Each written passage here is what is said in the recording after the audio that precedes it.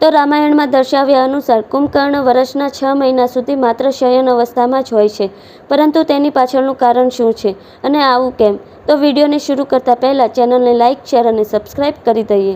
તો ધાર્મિક ગ્રંથો અનુસાર જ્યારે કુંભકર્ણએ ઇન્દ્રાસનની પ્રાપ્તિના હેતુ બ્રહ્મ ભગવાનની કઠોર તપસ્યા કરી અને કુંભકર્ણની તપસ્યાથી પ્રસન્ન થઈ બ્રહ્મ ભગવાન જ્યારે તેમને વરદાન આપતા હતા, ત્યારે સમસ્ત દેવતાઓ માતા સરસ્વતીની પાસે જઈ પહોંચ્યા અને તેમને પ્રાર્થના કરી કે જ્યારે કુંભકર્ણ વરદાન માંગે ત્યારે તેમની જીભ ઉપર તમે વિરાજમાન થજો.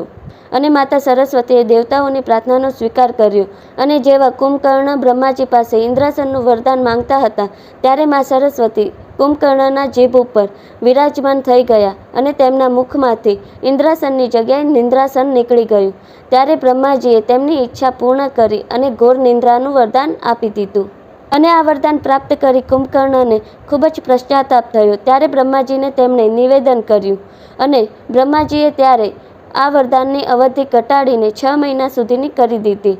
ત્યારથી જ કુંભકર્ણ વર્ષના 6 મહિના સુધી સૂઈ જાય અને ફરી એક દિવસ માત્ર જાગે અને ફરી પાછા સૂઈ જાય છે. તો આવી વધુ ઇન્ફોર્મેશન માટે ચેનલને લાઇક, શેર અને સબસ્ક્રાઇબ કરો.